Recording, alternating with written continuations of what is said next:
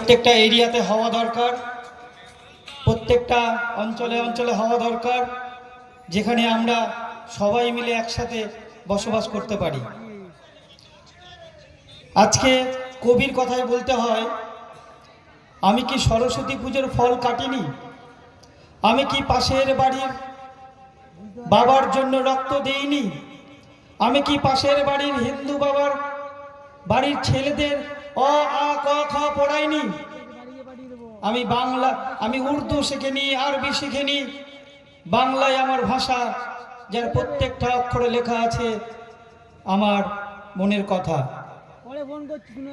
আপনারা না এগিয়ে থাকা মানুষ, BA pass, M A pass, আমলা, আপনারাই তো গণতন্ত্র নিয়ে ভাষণ দেন, আর প্রয়োজন হলে গণতন্ত্রের টুটি চেপে ধরেন।